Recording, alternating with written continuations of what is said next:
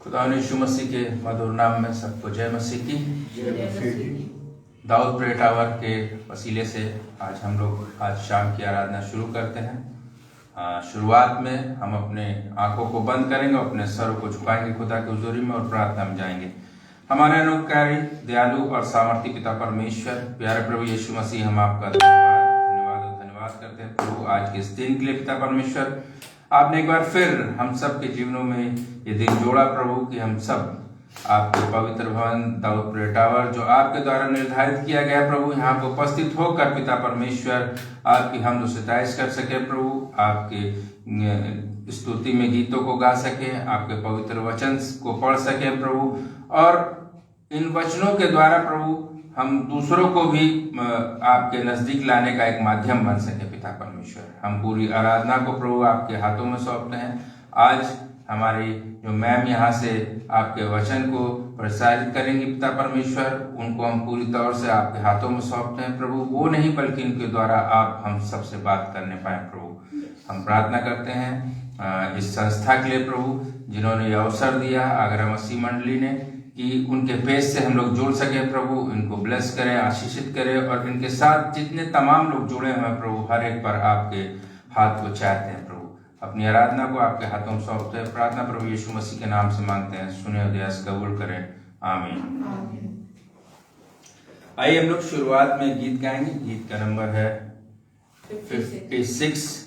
यीशु ने हमें छुड़ाया है पापों के जाल से।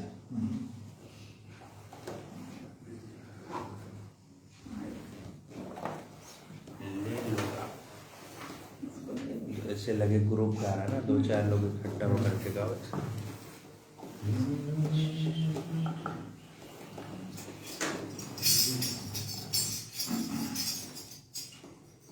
यीशु ने हमें छुड़ाया है पापों के जाल से,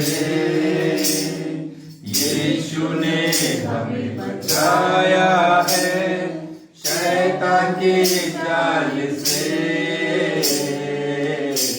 तो गाओ हालेलुया, तो गाओ हालेलुया, तो गाओ हालेलुया, तो गाओ हालेलुया। अब हम ना डरेंगे, यीशु जो साथ है, शैतान से हम डरेंगे यीशु के नाम से। तो गाओ हालेलुया, तो गाओ हालेलुया, तो गाओ हालेलुया, तो गाओ हालेलुया। हमने शांति पाई है यीशु के नाम से, हमने पाई है क्षमा श्राप और पाप से। तो गाओ हालेलुया, तो गाओ हालेलुया, तो गाओ हालेलुया, तो गाओ हालेलुया। शालोम लाए हैं आपके नाम, शालोम शांति और सलाम ले है यीशु का पैगाम। तो गाओ हालेलुया, तो गाओ हालेलुया, तो गाओ हालेलुया, तो गाओ हालेलुया। बोलो प्रभु यीशु मसीह की जय, बोलो प्रभु यीशु मसीह की जय। वो जल्दी आने वाला है। आइए गीत और गाएंगे, और मैं चाहूंगा कि हमारे भाई बहन यहाँ थोड़ा सामने आ जाएं और हम लोग मिलके आज के दिन के लिए खुदा का धन्यवाद करेंगे कि आज का दिन यहोवा ने बनाया है। यहाँ खड़े हो जाओ, यहाँ खड़े हो जाओ। अच्छा ठीक है, वहीं से गाना चाहते हैं हमारे भाई लोग बहन लोग तो वहां से भी गा सकते हैं। आप माइक दे दें, आप हमारे साथ यहाँ माइक में शेयर करें विक्रांत भाई। और हम लोग आज के दिन के लिए परमेश्वर को धन्यवाद करेंगे और गीत गाएंगे। गीत नंबर जो हमारी किताब में मिलता है, आज का दिन यहोवा ने बनाया है। और जो भी हम लोग से जुड़े हैं, आप भी हम लोग के साथ इस गीत को गा सकते हैं। आज का दिन यहोवा ने बनाया है।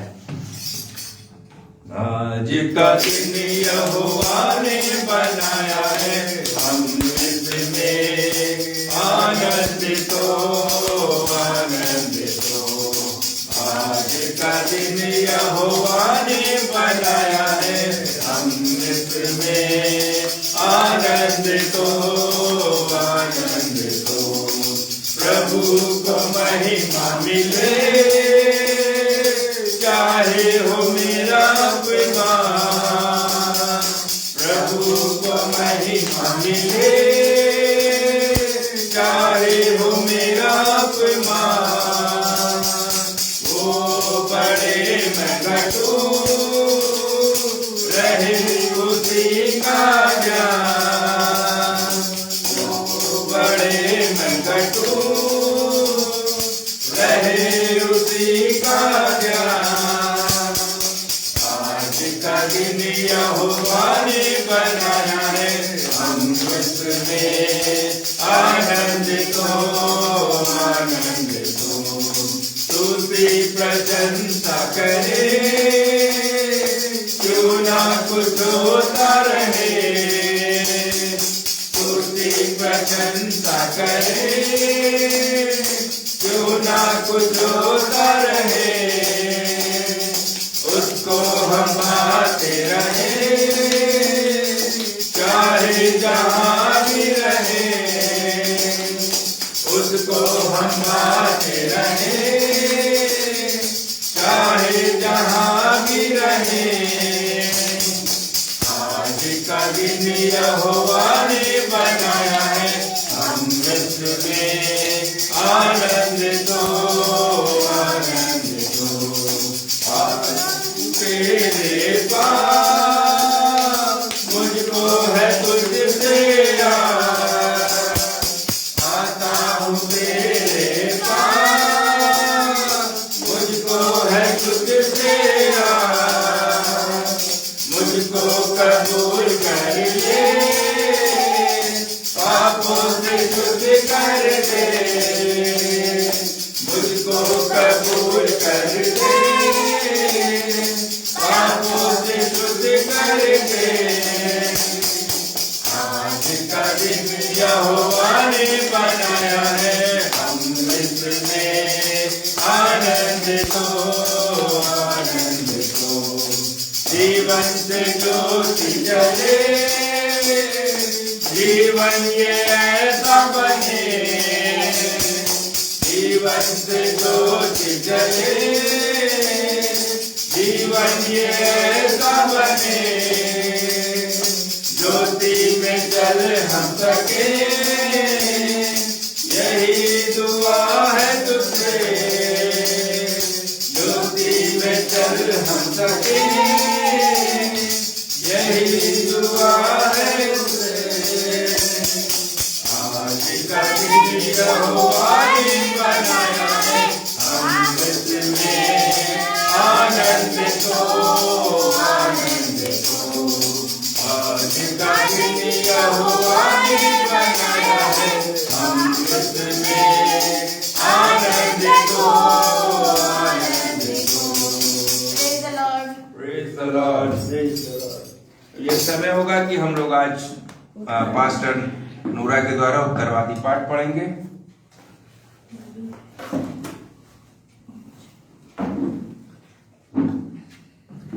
आज का उत्तरवादी पाठ भजन संहिता 95। आज का उत्तरवादी पाठ भजन संहिता 95।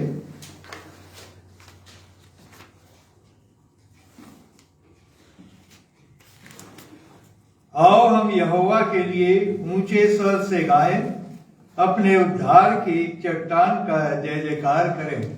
हम धन्यवाद करते हुए उसके सम्मुख आए और भजन गाते हुए उसका जय जयकार करें।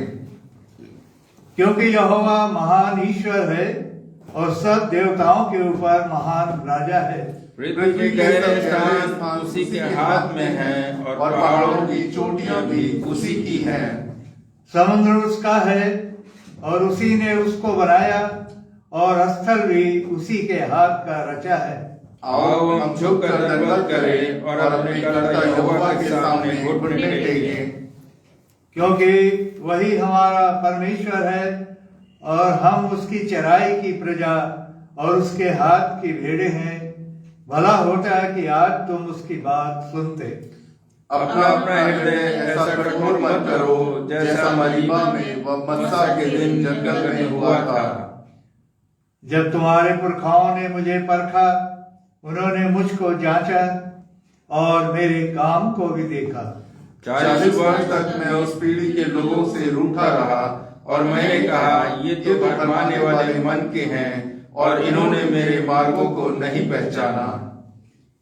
इस कारण मैंने क्रोध में आकर शपथ खाई कि ये मेरे विश्राम स्थान में कभी प्रवेश न करने पाएंगे। परमेश्वर का धन्यवाद हो परमेश्वर के इस जीवित वचन के लिए।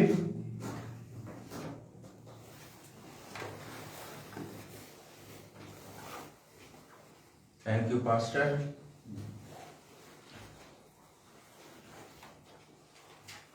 ये समय है जो बीमारों के नाम हमारे इस दाऊद प्रेयर टावर में लिखवाए गए हैं, फ़ोन के माध्यम से, नेट के माध्यम से या पर्सनली, जिनके लिए हम लोग यहाँ पर हर शनिवार को एकत्रित होकर प्रार्थना करते हैं। वो नाम इस प्रकार से हैं। मिसेस अंजलि खालको, ये रांची से हैं। डेजी मैथ्यूज जी और मिसेस शोभा रॉय, ये कैंसर पेशेंट हैं। उसके बाद और विमल सरकार जी, ये 4 लोग कैंसर पेशेंट हैं जिनके लिए हम लोग प्रार्थना कर रहे हैं। Mrs Olga William, Mrs R Ghoshal, Mrs Susanna Yunus, Mrs Anand Lal, Mr Edward Nanu, Mrs Manorama Roshan, Mr Harrison Nanu और मिसेस एंड मिस्टर इलियट, ये हमारे बुजुर्ग लोग हैं जिन्होंने रिक्वेस्ट की कि आप लोग अपनी प्रार्थना में हम सबको हमेशा याद रखें। मिसेस शीरीन हैं, ये कानपुर से हैं, और Mrs and Mr Priyanka William Samuel, इन दोनों बहनों के संतान प्राप्ति के लिए हम लोग प्रार्थना में लगे हुए हैं और हमेशा परमेश्वर के सामने इनकी इस निवेदन को रखते हैं। फिर भाई संजीव धर, उनके दोनों बच्चों के लिए, उनके पूरे परिवार को भी हम सब अपनी प्रार्थना में याद करते हैं। फिर डॉटर ऑफ नित्यानंद, ये बेंगलोर से हैं, इनकी बेटी के लिए इनको अच्छा वर नहीं मिल रहा है, जिसके लिए उन्होंने रिक्वेस्ट की है कि आप लोग हमारे अपनी प्रार्थना में हमारी बेटी के लिए प्रार्थना करें ताकि अच्छे से उनकी शादी हो सके समय पर। फिर हम लोग यहाँ पर सभी पास्टर, प्रीचर्स, प्रचारक जितने भी लगे रहते हैं परमेश्वर के कार्य में, गोरखपुर के हों चाहे बाहर के हों, उन सब के लिए भी हम लोग और उनके परिवारों के लिए लगातार प्रार्थना करते रहे हैं और आगे भी इसी तरह करेंगे। उसके बाद मिस्टर जॉन खालको हैं, इनको हार्ट प्रॉब्लम है, ये भी रांची से हैं। फिर मयूर जोसेफ जी हैं, रामानंद जी हैं, इनको एविल स्पिरिट ने पकड़ा हुआ था और दाऊद प्रेयर टावर की मैम के द्वारा प्रार्थना के द्वारा उनको चंगाई मिली है, लेकिन हम लोग उनके लिए भी प्रार्थना में उनको याद कर रहे हैं। फिर मिसेस चंद्रा जो कि गोरखपुर के सेंट पॉल स्कूल की मालिकिन हैं, और परमेश्वर का धन्यवाद हो कि परमेश्वर ने प्रार्थना सुनी और अभी वो पहले से बहुत अच्छा महसूस कर रहे हैं। और उसके बाद पूनम जी हैं महाराजगंज से, इनको डायलिसिस पे हैं, ये इनको भी हम लोग अपनी प्रार्थना में याद कर रहे हैं। साथ ही साथ हमारे दाऊद प्रेयर टावर उसकी टीम को भी हम लोग अपनी प्रार्थना में, और हमारे जो अजीज़ किसी कारणवश हम लोग के साथ संगत नहीं कर पा रहे हैं और यहाँ पे ठंडा भी बहुत पड़ रहा है, बहुत से लोग इसलिए भी नहीं आ पाए हैं, उन सबको भी हम अपनी प्रार्थना में याद करते हैं। मैं रिक्वेस्ट करूंगा नाम उसमें और ऐड कर लें, चुन्नू, क्या नाम है उसका पूरा? आशा। आशा, वो कोविड से ग्रस्त हो गई है। बहन आशा है जिससे हॉस्पिटलाइज है। पता चला कि उनको कोविड हो गया है और वो इस समय हॉस्पिटल में है। उनको भी हम लोग उनकी अपनी प्रार्थना सास में भी याद बीमार करेंगे। है। उनके फैमिली के और भी लोग, सास बीमार है। सास भी उनकी बीमार है। रिक्वेस्ट करूंगा भाई विक्रांत इन सभी के लिए प्रार्थना में अगुवाई करेंगे। पास्टर विक्रांत।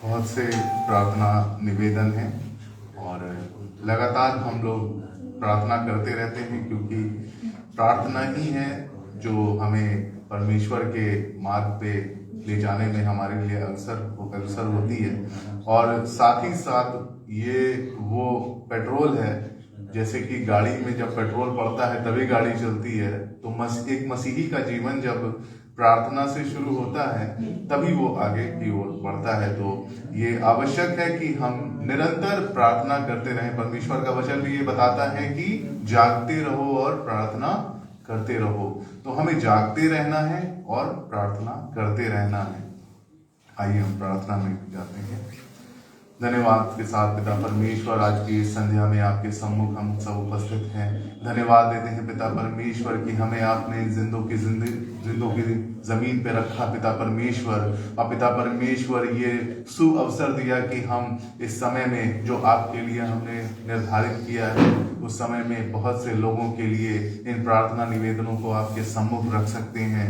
पिता परमेश्वर, प्रार्थना करते हैं विशेष तौर से इन कैंसर से पीड़ित लोगों के लिए निरंतर हम प्रार्थनाएं करते हैं। पिता परमेश्वर, ये इस जटिल बीमारी में भी आपने उन्हें संभाल कर रखा है और हर एक परेशानियों से बचाया है। पिता परमेश्वर, रोग होने के बावजूद भी वो पिता परमेश्वर जीवित हैं, और ये जीवित इसलिए हैं कि वो आपके नाम को लेने वाले हैं। पिता परमेश्वर उन्हें सुरक्षित रखिएगा, और पिता परमेश्वर हो सके तो उन्हें अपने वचन के प्रचार में, और पिता परमेश्वर उन्हें इस्तेमाल करिएगा। उनका जो जीवन है वो गवाहियों वाले जीवन होने पाए। पिता परमेश्वर, वो ये लोगों के सामने गवाहियां दे सकें कि हमारा एक स्वर्गीय पिता है जिसने हमें ये जीवन दिया है, और हम इस जटिल रोग के बाद भी उसी में पिता परमेश्वर उसकी कृपा के अनुसार हम जिंदों की जमीन पे जीवित पाए जाते हैं। पिता परमेश्वर, प्रार्थना करते हैं बुजुर्गावस्था में जितने भी लोग हैं, जितने भी यहाँ नाम लिखे हैं, हर एक के साथ होइएगा। पिता परमेश्वर, सबकी हड्डियों में बल दीजिएगा। इस ठंडी के मौसम में पिता परमेश्वर उन्हें संभाल के रखिएगा। पिता परमेश्वर, उन्हें हर एक दुख, मुसीबत, बीमारियों से, खतरों, परेशानियों से बचा कर रखिएगा। जो भी लोग उनकी सेवा टहल करते हैं उनके साथ होइएगा। उन्हें बहुतायत के साथ आशीष दीजिएगा। साथ ही साथ वो इन आशीषों को समझने वाले हो सके कि वो क्यों आशीषित हैं। पिता परमेश्वर, सच में वो इसलिए आशीषित होते हैं क्योंकि वो अपने माता पिता की, अपने बड़े लोगों की पिता परमेश्वर वो सेवा टहल करते हैं। और पिता परमेश्वर, वो आपके रूप में है। पिता परमेश्वर, वो लोग ऐसे लोगों के लिए जो उनके साथ रहते हैं। पिता परमेश्वर, हम प्रार्थना करते हैं उन बहनों के लिए जिन्हें संतान नहीं है। पिता परमेश्वर, जिनके की निवेदन है यहाँ पर, पिता परमेश्वर उनकी कोख को खोलिएगा। पिता परमेश्वर, जो भी अपराध, जो भी गलतियां हो, पिता परमेश्वर उन्हें क्षमा करिएगा। और पिता परमेश्वर, उन्हें इस ऐसी, ये आपकी तरफ से ये एक देन है जो सिर्फ पिता परमेश्वर वो आप ही दे सकते हैं।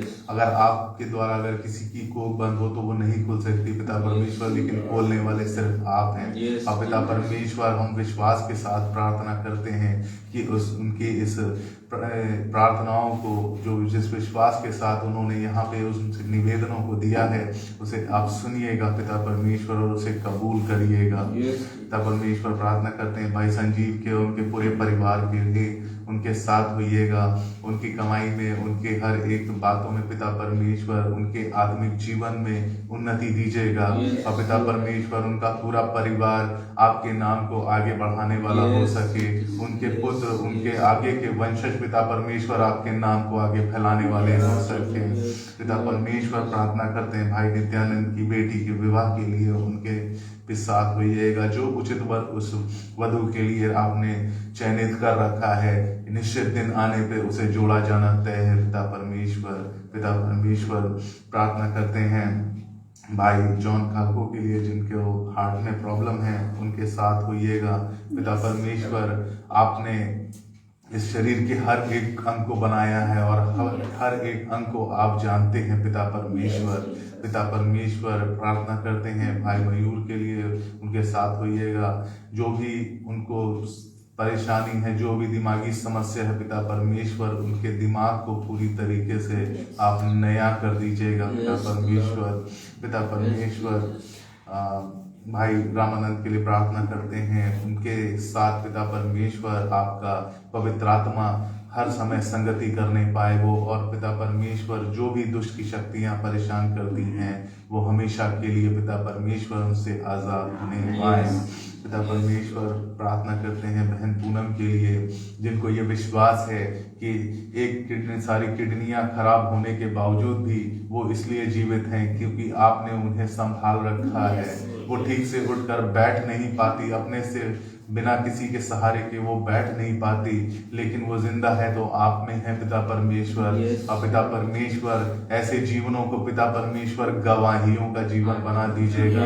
पिता परमेश्वर होने दीजिएगा कि वो आपके भवन में खड़े होकर वो गवाही देने वाली हो सके। पिता परमेश्वर विशेष तौर से प्रार्थना करते हैं चुन्नू के लिए, जबकि पिता परमेश्वर वो और उसके साथ काम करने वाली बहुत सारी नर्सेस को कोविड हो चुका है। और पिता परमेश्वर उसके साथ होइएगा। पिता परमेश्वर जैसे आपने पहले संभाला वैसे आप भी अभी भी संभालिएगा। पिता परमेश्वर उसके पूरे परिवार को आपके हाथों में सौंपते हैं। इस कठिन समय में पूरे परिवार को आप अपनी शक्ति दीजिएगा कि वो इससे लड़ने पाए। और पिता परमेश्वर प्रार्थना करते हैं इस प्रार्थना समूह के लिए, इस छोटे से प्रार्थना का जो समूह है पिता परमेश्वर, इसमें अपनी बहुतायत की आशीष होने दीजिएगा। पिता परमेश्वर अपने कार्यों को यहाँ के द्वारा होने दीजिएगा। और पिता परमेश्वर होने दीजिएगा कि सिर्फ इसी स्थान पे नहीं लेकिन बहुत से स्थानों पर आपके नाम का प्रचार करने वाले हम लोग हो सकें। पिता परमेश्वर इस आगे की आराधना को आपके हाथों में सौंपते हैं। जब मैं आपकी दासी के द्वारा पिता परमेश्वर आज का वचन दिया जाता है तो पवित्र आत्मा उनकी अगुवाई करने पाए। हर एक बात को आपके हाथों में सौंप देते हैं, आपके पवित्र नाम से मांगते हैं, आमीन। यही है दिन, यही है दिन यीशु ने हमें दिया, यीशु ने हमें दिया। इसी में हम आनंद करेंगे, आनंद करेंगे। यही है दिन यीशु ने हमें दिया, इसी में हम आनंद करेंगे। यही है दिन यीशु ने हमें दिया। वो छलके मेरी आत्मा में छलके, मैं नाचूंगा, मैं गाऊंगा, यीशु ने मुझे बचाया। कोई समझे या ना समझे मैं कैसे चुप रहूंगा। वो छलके छलके छलके छलके छलके दिन और रात।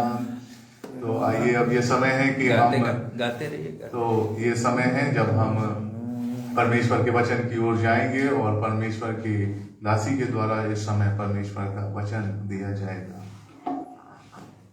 माइक को ठीक, माइक को नीचे कर दीजिए माइक को। आप सभी को नया साल मुबारक हो। आज तो हम लोग 7 दिन 8 दिन 8वें दिन पर प्रवेश कर चुके हैं इस नए साल में। धीरे धीरे हम हमारे अंदर कुछ परिवर्तन भी दिखाई देते हैं और ये परिवर्तन कई स्तरों पे होते हैं। और आज जो है वो हम लोग परिवर्तन के विषय में बातचीत करेंगे कि परिवर्तन किस तरह से हमारे जीवनों में है, किस तरह से परिवर्तन हमारे समाज में है, किस तरह से परिवर्तन हमारी सोच में है। इन पर आज हम लोग ध्यान देंगे कि परमेश्वर का वचन इस संबंध में क्या कहता है। आइए हम छोटी सी प्रार्थना करते हैं।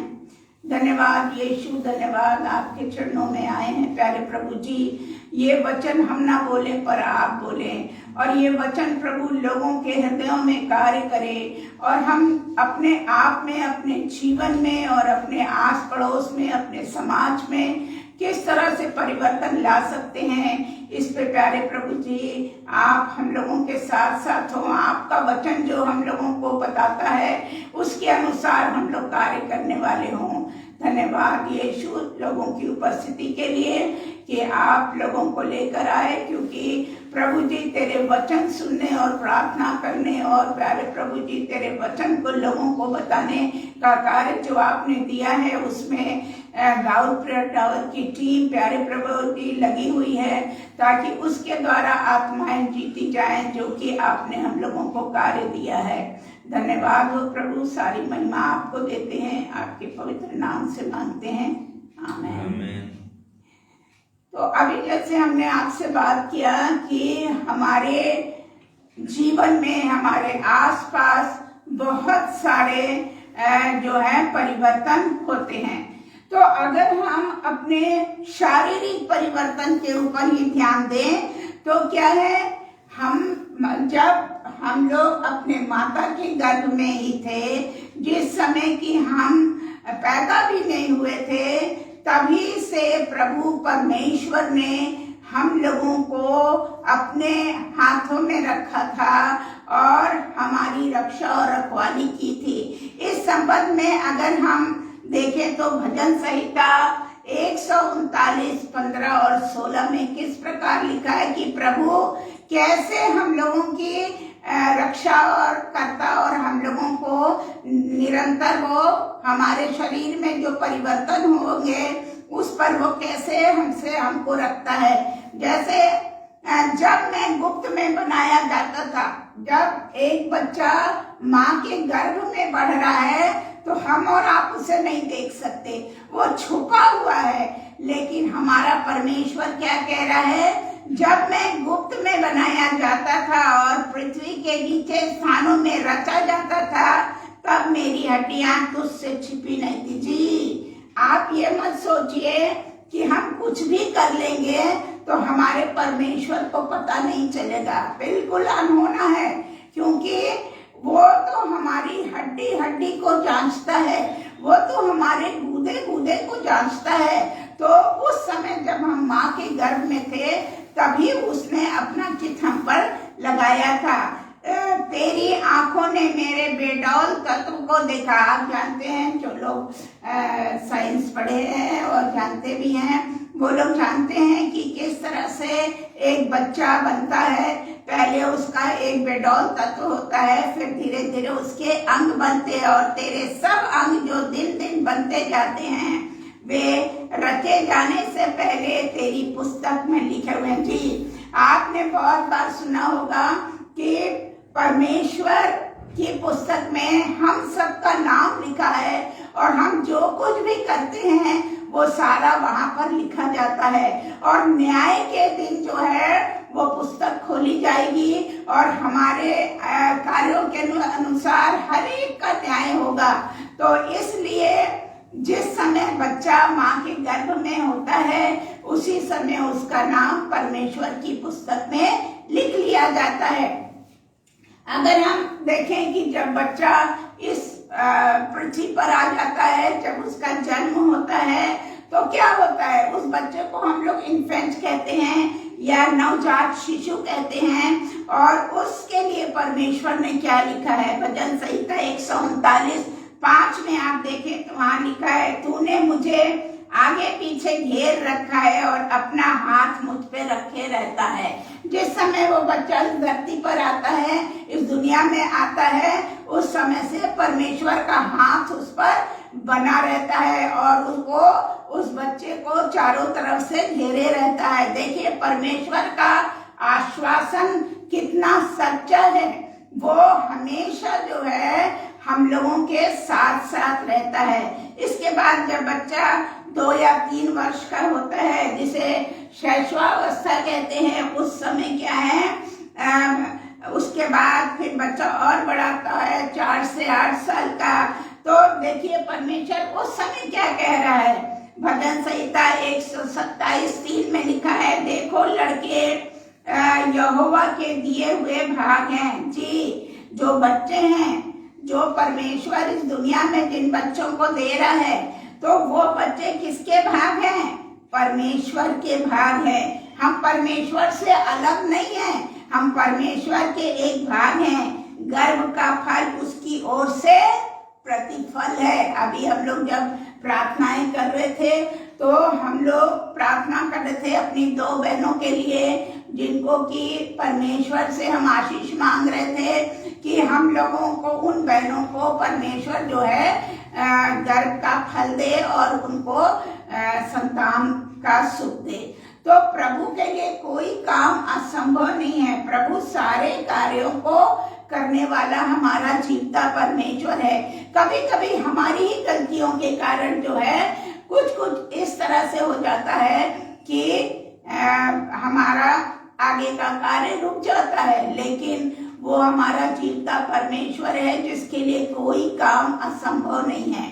वो उस गर्भ को खोलेगा, ये हम लोगों का पूर्ण विश्वास है। और सारे बंधन, जो भी कमी घटी पति पत्नी में है, उसको वो दूर करेगा, ये हमारा विश्वास है। धन्यवाद यीशु कि तू प्रार्थनाओं को सुनता और उसका उत्तर देता है। अगर हम और आगे बढ़ें तो हम बचपन में जाते हैं, तो वहां पर यिर्मयाह की पुस्तक का 1 अध्याय उसके 5वें पद में देखिए लिखा है, गर्भ में रचने से पहले ही मैंने तुझ पर चित्त लगाया, उत्पन्न होने से पहले ही मैंने तेरा अभिषेक किया, मैंने तुझे जाति का भविष्यद्वक्ता बनाया। परमेश्वर ने पहले ही बोल दिया कि आप जो हैं वो एक भविष्यद्वक्ता के रूप में एक बच्चा आता है। अब उसको हमारे माँ बाप किस दिशा की ओर मोड़ के ले जाते हैं, ये उन पर भी निर्भर होता है। माता पिता अपने बच्चे को किस रूप में ले जाते हैं, क्योंकि परमेश्वर तो कभी नहीं चाहता कि कोई भी नाश हो। अब इसके बाद जो एक खतरनाक अवस्था आती है, जिसमें कि हम लोग अपनी राहों से हट जाते हैं, जिसमें कि हम शैतानी फंदों में फंस जाते हैं, वो है यौनावस्था। वो 14 से 18 वर्ष की अवस्था, जिसमें बहुत सारे प्रलोभन आते हैं। और बहुधा ये देखा गया है कि बच्चे जो है वो माता पिता की बातों को सुनना पसंद नहीं करते। वो अपने मित्र की बात सुनते हैं। उन्होंने कहीं टीवी में कुछ सुन लिया, उसकी बात सुनेंगे। उन्होंने मोबाइल में कुछ देख लिया, उसकी बात सुनेंगे। लेकिन माता पिता की बात वो बिल्कुल सुनने को तैयार नहीं होते हैं। नीति वचन 19:17 आप देखें तो वहां पे लिखा है, अपने बेटे की ताड़ना कर, तब उसे तुझे चैन मिलेगा और तेरा मन सुखी हो सकेगा। जी, कभी कभी क्या होता है, हम लोग गुस्सा हो जाते हैं, हम लोग कहते हैं सुनता नहीं है ये बच्चा, लेकिन हम अपने प्रयास को कभी ना छोड़ें। हमको अपने घरों में ऐसा माहौल तैयार करना है कि हमारा बच्चा उस माहौल में ढल जाए। वो माहौल क्या हो सकता है? वचन का पढ़ना, प्रार्थना करना। अगर हम अपने बच्चों को शुरू से बाइबल पढ़ने की आदत डालेंगे, शुरू से हम उनको छोटे छोटे बाइबल के पदों को स्मरण कराएंगे, तो वो बच्चा जो है वो परमेश्वर की आज्ञाओं के अनुसार बढ़ता जाएगा। और बच्चा और माता पिता दोनों आशीषित होंगे, दोनों आशीषित होंगे। और इसके बाद जब ये अवस्था में बहुत सारे आते हैं प्रलोभन, कोई फिल्म देखने का आदी हो जाता है, कोई जो है वो घूमने का आदी हो जाता है, कुछ लोग जो है वो व्यभिचार में फंस जाते हैं। लेकिन हमारा प्रभु बचाता है, हमारा प्रभु क्या करता है? बचाता है, क्योंकि शैतान कभी भी हम लोग पर विजयी नहीं हो सकता, शैतान कभी भी विजयी नहीं हो सकता। तो इसलिए माता पिता का कर्तव्य बनता है कि वो अपने बच्चों के लिए प्रार्थना करें, नित्य प्रार्थना करें, और प्रभु उनके बच्चों को परमेश्वर अपने राह पर लेकर आएगा। अगर हम आगे चलें तो युवा अवस्था है जो कि 19 और 30 वर्ष के बीच मानी जाती है, और नीति वचन 24 और 3 में लिखा होता है इस समय जो है लड़के लड़कियों का विवाह हो जाता है या विवाह होता है।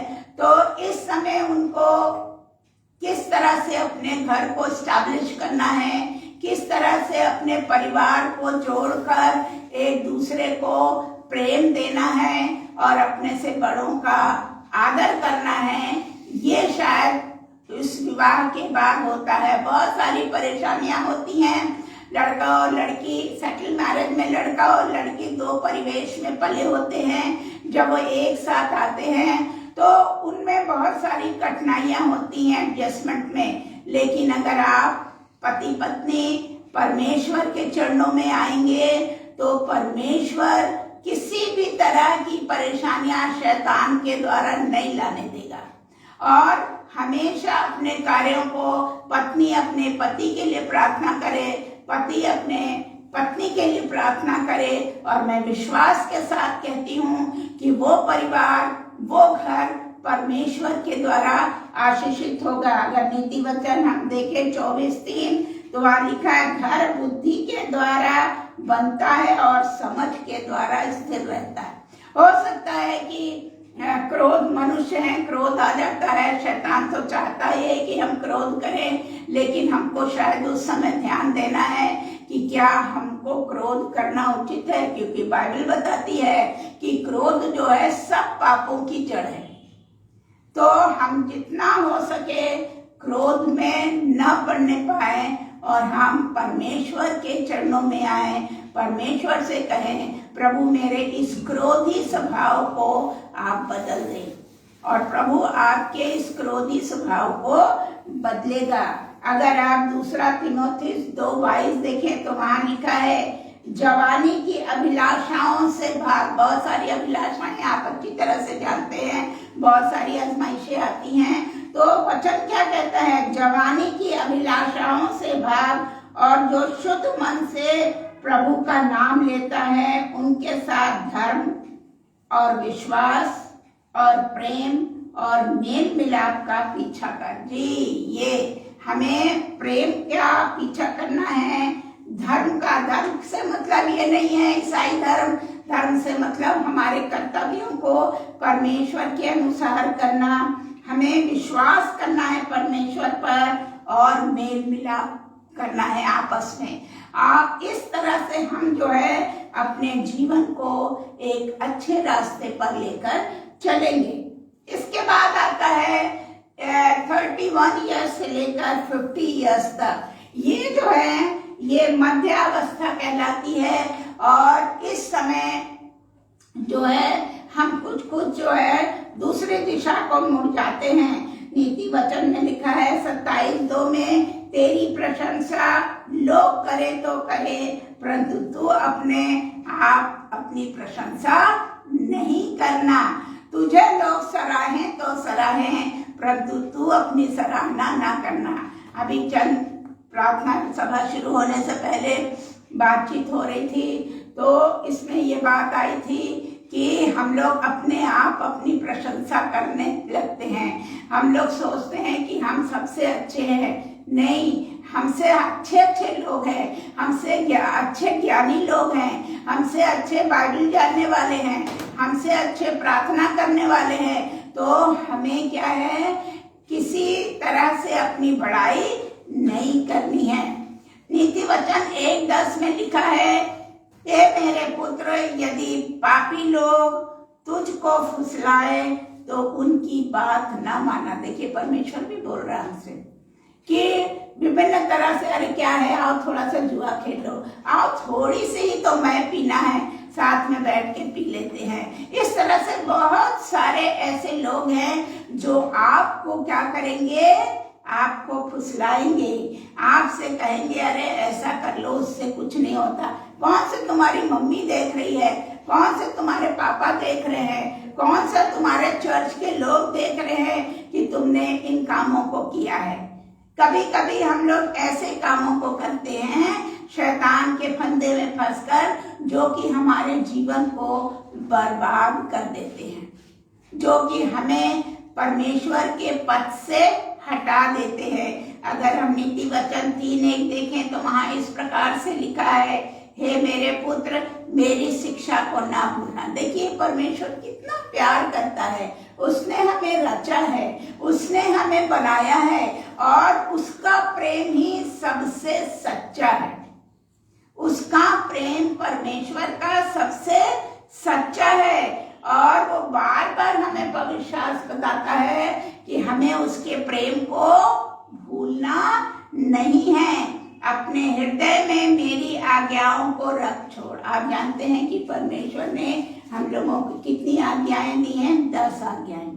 और अगर हम केवल उन 10 आज्ञाओं को ही उसका अनुसरण करें, हमेशा अपने हृदय में रखे रहें, और जब हमारे सामने आजमाइश आए तो हम उन आज्ञाओं को स्मरण करेंगे तो हम जरूर आजमाइशों से बच जाएंगे। नीति वचन 4:6 में लिखा है, बुद्धि को ना छोड़, वो तेरी रक्षा करेगी। कभी कभी जब माँ बाप गुस्सा होता है या समाज में भी लोग कह देते हैं, अरे ये तो निर्बुद्धि है, इसके तो बुद्धि में कुछ समझ में नहीं आता है। ऐसे बहुत सारी बातें होती है, लेकिन बुद्धि को मतलब बुद्धि का देने वाला कौन है? प्रभु है, परमेश्वर है, और हमको उसी को मानना और उसी के अनुसार काम करना। वो हमारी रक्षा करेगी, उससे प्रीति रख, वो तेरा पहरा भी देगी कि तू इधर उधर डोलने ना पाए, तू पाप में लिप्त ना होने पाए। तो बुद्धि इस तरह से आपकी मदद करती है।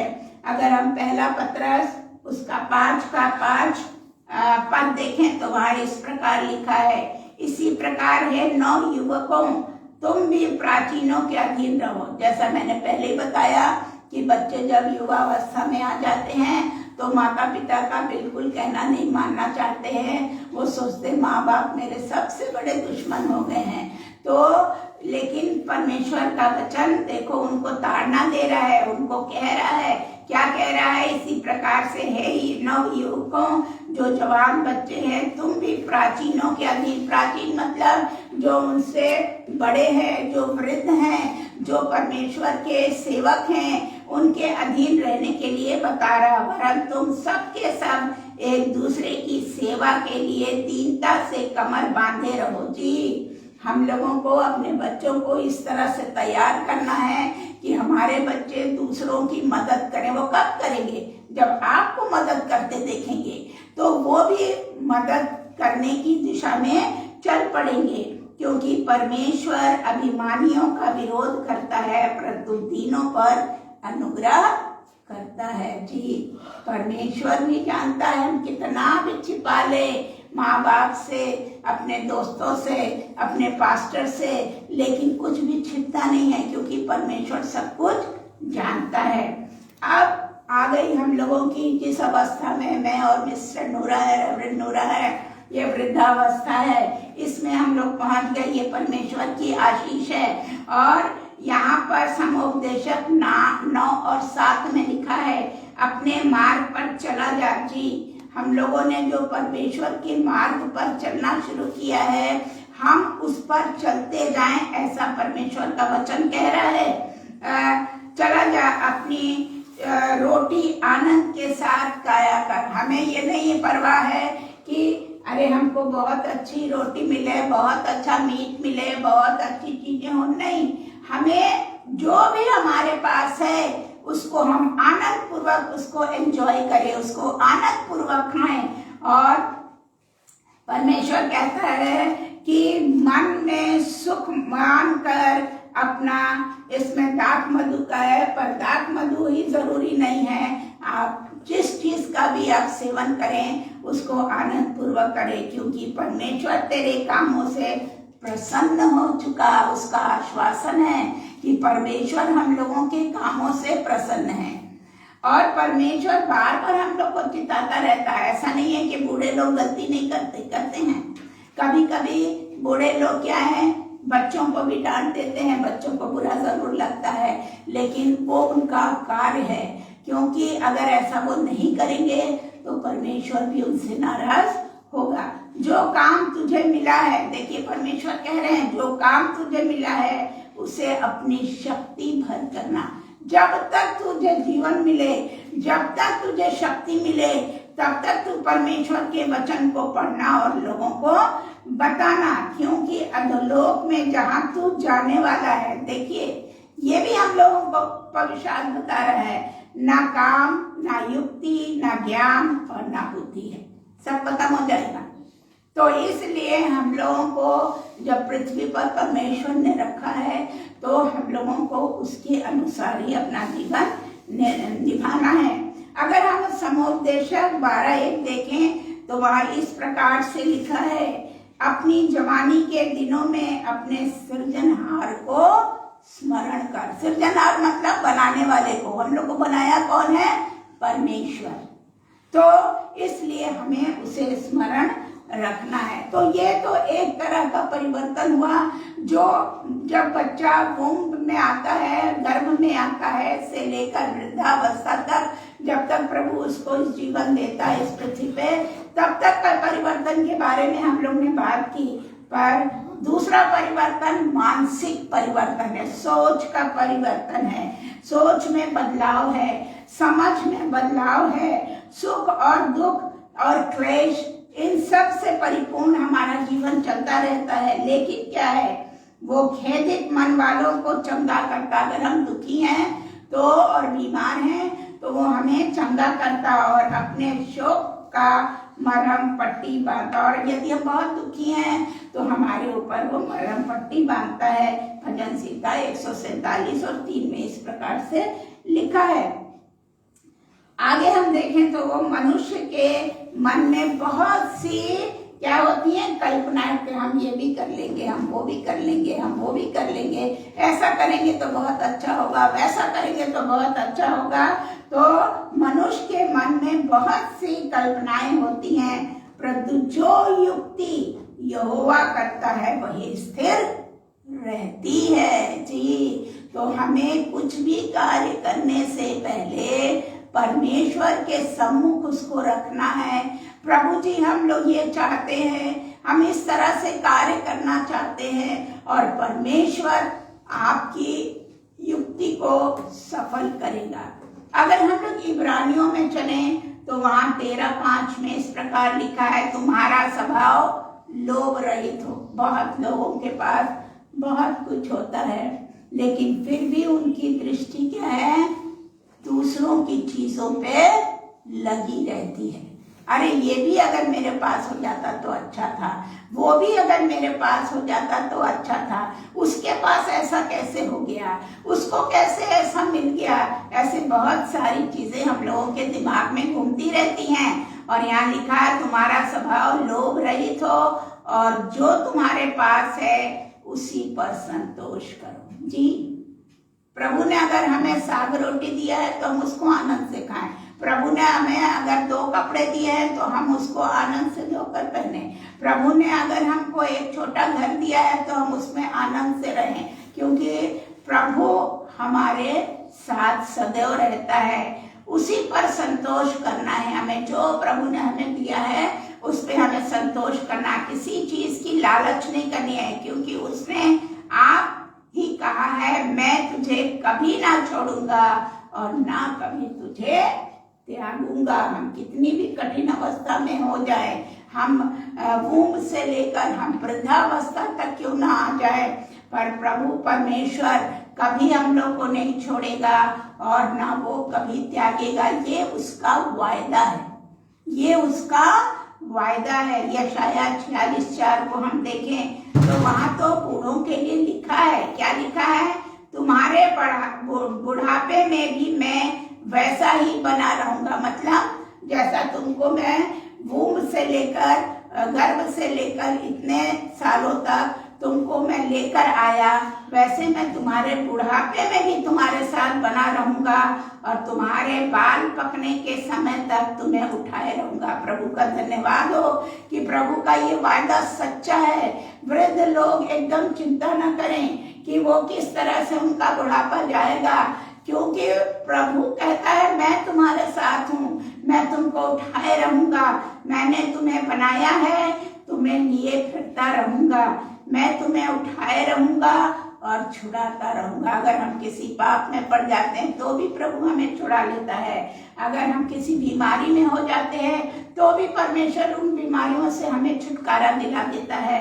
तो इसलिए ये चीजें हैं जो एक मानसिक बदलाव को लाती है। और इम्पोर्टेंट, अति इम्पोर्टेंट जिसे कहते हैं, बहुत इम्पोर्टेंट, वेरी इम्पोर्टेंट जो चीज है वो है जीवन परिवर्तन। वो क्या है? जीवन परिवर्तन। इस जीवन परिवर्तन के लिए जो हमारा जीवन है, हम बहुत पापी हों, हम बहुत व्यभिचारी हों, हम चोरी करने वाले चोर हों, हम किसी को गाली देने वाले हों, हम किसी का अपमान करने वाले हों, हम किसी को अपशब्द कहने वाले हों, लेकिन क्या है? प्रभु यीशु मसीह हमें सारी चीजों से बचाएगा।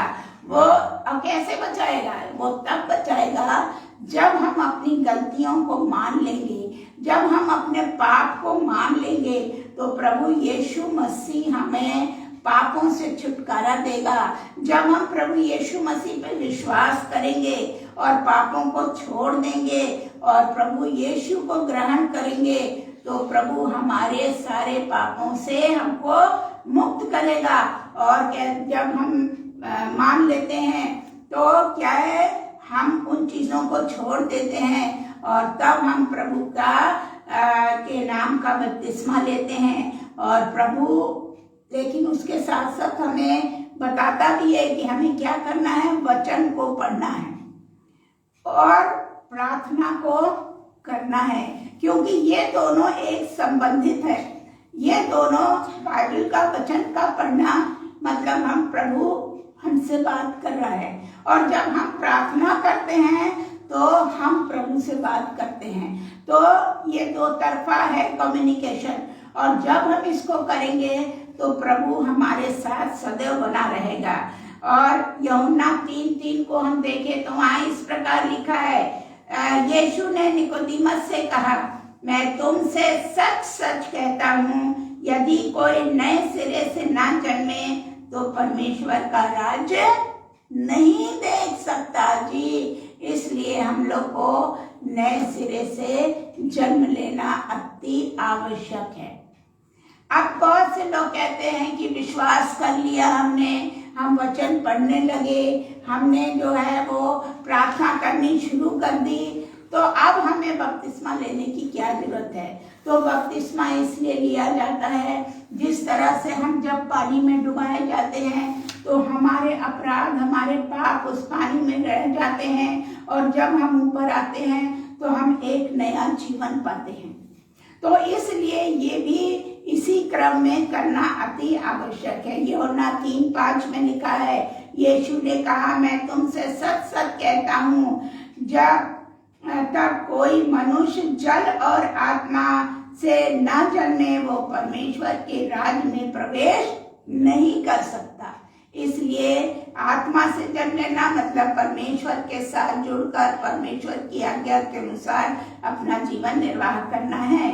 और जल से जब हम बपतिस्मा लेते हैं, ऊपर आते हैं, तो हमारे पाप नीचे रह जाते हैं और हमें नया जीवन मिलता है। यूहन्ना 3:16 को तो आप सब जानते होंगे, लेकिन फिर भी मैं इसको आपके लिए पढ़ती हूँ, क्योंकि परमेश्वर ने जगत से ऐसा प्रेम किया कि अपना एक लौता पुत्र दे दिया, ताकि जो कोई उस पर विश्वास करे वो नष्ट ना हो परंतु अनंत जीवन पाए। जी शाबाश।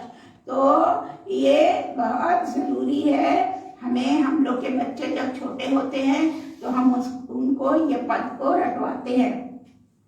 अगर आप चलें पहला यूहन्ना 1:9 तो उसमें क्या लिखा है देखिए, यदि हम अपने पापों को मान लें तो वो हमारे पापों को क्षमा करने और हमें सब अधर्म से शुद्ध करने में विश्वास योग्य है और धर्मी है। देखिए, हम सांसारिक मित्रों को अगर हम करें तो हम मित्रता करें, लेकिन क्या है, आप आजमाए होंगे कभी कि जब कोई दुख आता है, जब कोई परेशानी आती है तो क्या है, वो हमारे मित्र हमसे अलग हो जाते हैं। वो सोचते हैं भैया हम नहीं जाएंगे, इनको पैसों की आवश्यकता, हम इनकी मदद नहीं कर पाएंगे, ये किसी और परेशानी में है तो हम इनकी मदद नहीं कर पाएंगे, और हमारे सांसारिक दोस्त हमें छोड़ देते हैं। परंतु हमारा परमेश्वर, जीवता परमेश्वर, वो हमें कभी कभी नहीं छोड़ता है और ना छोड़ेगा। अगर आप देखें यशाया 50:4 तो वहाँ इस प्रकार से लिखा है, प्रभु यहोवा ने मुझे सीखने वालों की जीभ सीखना, जीभ क्या है, कहते हैं ना, जीभ जो है वो बहुत बड़ी बला है, जो कि लड़ाती भिड़ाती और तमाम चीजें करती है। लेकिन प्रभु यहोवा कह रहे हैं कि उसने सीखने वालों की जीभ और कि मैं थके हुओं को अपने वचन के द्वारा संभालना जानूं। अगर एक व्यक्ति है, उससे आप प्रेम से बोलेंगे तो वो आपके बातों को सुनेगा। अगर आप परमेश्वर का वचन उसे प्रेम से बताएंगे तो वो इन वचनों को सुनेगा और उसका अनुसरण भी करेगा। सो हम लोगों को अपनी जीभ को अच्छे वचनों को बोलने के लिए इस्तेमाल करनी चाहिए। यशाया 59 का 59 का 1 वर्ष देखिए, सुनो, यहोवा का हाथ ऐसा छोटा नहीं हो गया कि उद्धार ना कर पाए। जी, परमेश्वर हमेशा तैयार है, हम लोग तैयार नहीं होते हैं, हम लोग परमेश्वर से दूर रहना चाहते हैं। वो कई कारण हो सकते हैं, लेकिन प्रभु अपना वादा कि परमेश्वर का हाथ छोटा नहीं हो गया कि वो क्या उद्धार ना कर सके।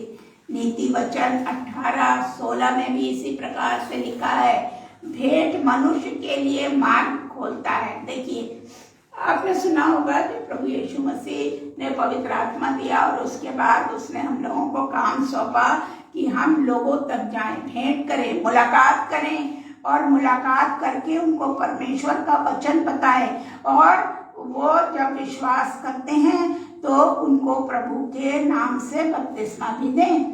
तो यहाँ पर लिखा, भेंट मनुष्य के मार्ग को खोल देती है। अगर हम संदीप जी के पास जाएं और हम उनसे एक बार 2 बार, हो सकता है एक बार, वो कहें भाई हमारे पास समय नहीं है, आप जाइए अभी, हम फिर दूसरी बार जाएंगे, तब उनके दिल में शायद परमेश्वर काम करेगा, कहेगा ये तो बार बार आ जाती हैं, इनको हम लोग बैठाते हैं। अगर हम वहाँ बैठते हैं तो हम परमेश्वर के उस वचन के बारे में भी उनसे बातचीत करेंगे, और उस घर को परमेश्वर ने कहा है कि तुम आशीष दो। तो जितने लोग भेंट करने जाते हैं, एक रास्ता खुलता है लोगों से संपर्क करने का। इसलिए क्योंकि अगर हम भेंट नहीं करेंगे, लोगों के यहाँ नहीं जाएंगे, तो क्या होगा, हम वचन नहीं दे पाएंगे।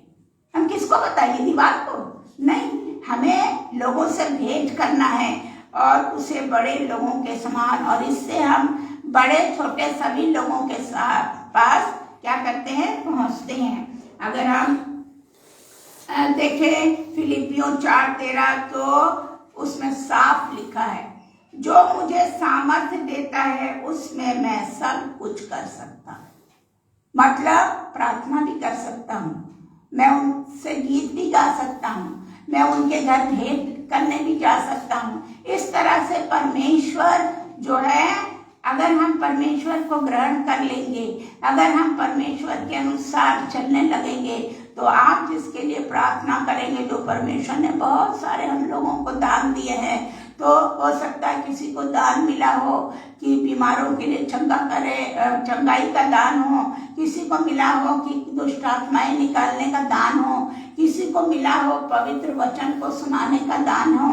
तो जो दान परमेश्वर ने आपके लिए रखा है, वो दान जो है आप करेंगे और वो किससे करेंगे? परमेश्वर की सामर्थ्य से करेंगे। और दूसरा कुरिन्थियों 3:17 में लिखा है, प्रभु तो आत्मा है और जहाँ कहीं प्रभु की आत्मा है वहाँ स्वतंत्रता है, वहाँ स्वतंत्रता है। तो इस प्रकार से हम देखते हैं कि परिवर्तन बहुत आवश्यक है, परिवर्तन बहुत है। पहले हम लोग क्या थे, जब मोबाइल नहीं था उस समय और हम लोग रेडियो सुनते थे तो 2 स्पीकर कान में लगा लेते थे और उसकी आवाज़ सुनते थे। धीरे धीरे बहुत हुआ, अच्छे अच्छे मोबाइल आए, अच्छी अच्छी टीवी आई और आज हम पूरा देख सकते हैं। तो परिवर्तन तो इस संसार में होता है, लेकिन ये परिवर्तन हमारे भीतर आना बहुत जरूरी है। तभी हम परमेश्वर के अनुसार चलेंगे, तभी हम परमेश्वर की आशीषें पा सकते हैं। और हमें अपनी पुरानी बातों को क्या करना है? छोड़ देना है। तभी जो है हम परमेश्वर के अनुसार चलेंगे। काश प्रभु ऐसा होने दे कि इस दाऊद प्रेयर टावर के लोगों का पूरा परिवर्तन प्रभु के अनुसार हो।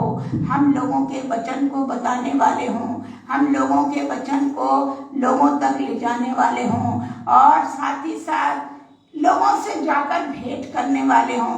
कारण बहुत से होते हैं कि हम नहीं जा पाते। अब जैसे हम लोग वृद्धावस्था में हैं, ठंड इतनी ज़्यादा पड़ रही है तो शायद हम घर से नहीं निकल पाते, लेकिन जब भी हमें समय मिले तो हम ज़रूर लोगों से भेंट करें, ज़रूर हम लोगों के घर जाएं और परमेश्वर के वचन को सुनाएं और उन्हें आशीषित करें। तो प्रभु का धन्यवाद हो कि जो परिवर्तन हम लोगों ने किए हैं और जो परिवर्तन परमेश्वर के द्वारा हमारे जीवनों में आता है, उससे हम लोग फलवंत होते जाएं, बढ़ते जाएं और प्रभु में एक फलवंत वृक्ष के समान बन जाएं।